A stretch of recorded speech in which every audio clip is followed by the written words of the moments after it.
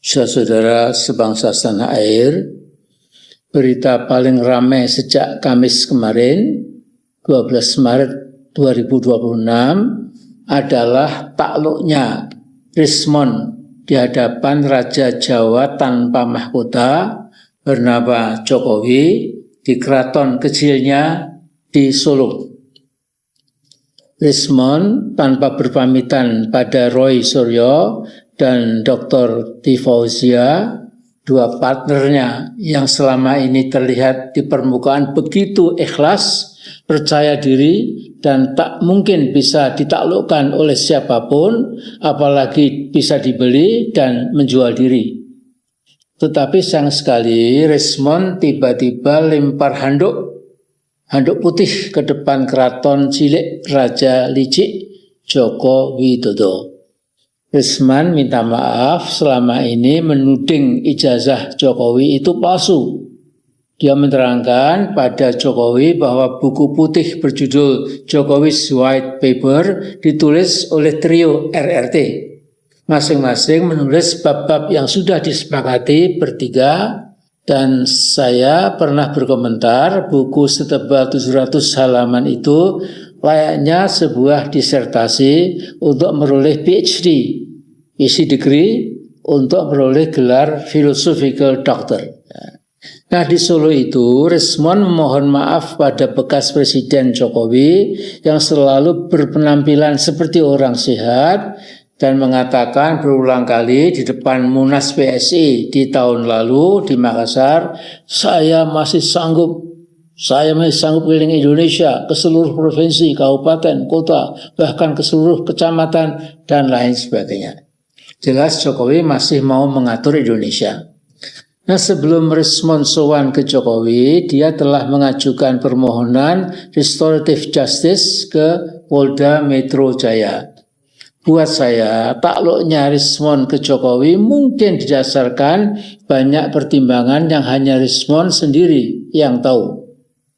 Bahwa Rismond sering mengalami teror lewat telepon dari manusia-manusia pengecut, itu sudah pasti. Kaca mobilnya pernah pecah dan ban mobilnya dikempeskan oleh orang tak dikenal. Tapi itu bukannya melemahkan semangatnya, malah terus saja bersikukuh untuk membongkar kepalsuan ijazah Jokowi. Itulah Pak Rismond. Nah, sesungguhnya ada pernyataan Rismond yang mengharukan, yaitu siap mati demi membongkar kepalsuan ijazah Jokowi yang dinobatkan sebagai Presiden nomor 3 terkorup di muka bumi oleh OCCRP, Organized Crime and Corruption Reporting Project. Saudara, saya usul setelah Rismond mementahkan apa yang dia tulis sendiri di Jokowi's White Paper, supaya lebih total, nyatakan juga bahwa di samping tadi ya Jokowi's White Paper itu buku yang lain yang ditulis oleh Rismond sendirian itu berjudul Gibran Endgame, 200 halaman. Kemudian juga di sampul belakang buku itu ya sama ya Gibran Endgame, tetapi kemudian ada dalam kotak berwarna merah itu Wapres tak lulus SMA. Nah, buku itu, ya buku ini, ya sebaiknya dimentahkan juga. Supaya Gibran ternyata dianggap lulus SMA dan bisa nyapres atau nyawapres besok di tahun 2029 itu. Ya. Mengapa? Salah satunya harapan tengil Jokowi memang tinggal Gibran yang diharapkan bisa dijual pada Pilpres atau Pilwapres di tahun 2029 itu. Ya.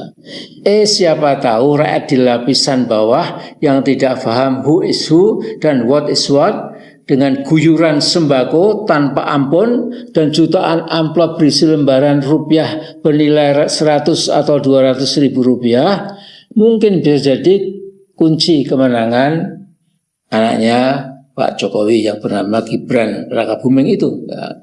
Nah, kalau kekhawatiran saya ini sampai jadi kenyataan, alangkah ndableknya rakyat Indonesia dan juga para pemimpinnya. Tetapi semoga tidak. Saya yakin insya Allah tidak. Saya masih ingat 4 bulan lalu Dr. Rismond dengan ditemani Michael Sinaga dan Johnson Sinaga mampir ke rumah saya. Kami berempat bertukar pikiran sambil bergurau santai sampai sekitar 1 jam. Pada waktu itu dalam hati saya berpikir Dr. Rismond ini warga negara teladan terutama di kalangan anak muda. Karena saya tetap masih mengharap saudara Rismond yang kita cintai ini ya itu tidak sampai kemudian lantas betul-betul delosor kutep ya, tidak ada lagi keberanian untuk mengangkat kepala ya menghadapi Pak Jokowi itu ya. Karena itu saya doakan ya mudah-mudahan oleh Yang Maha Esa dan Yang Maha Kuasa ini Pak Rismond dijauhkan dari setiap mara bahaya. Jadi Bung Rismond, may God bless you and keep you. Wallahu alam. Assalamualaikum warahmatullahi wabarakatuh.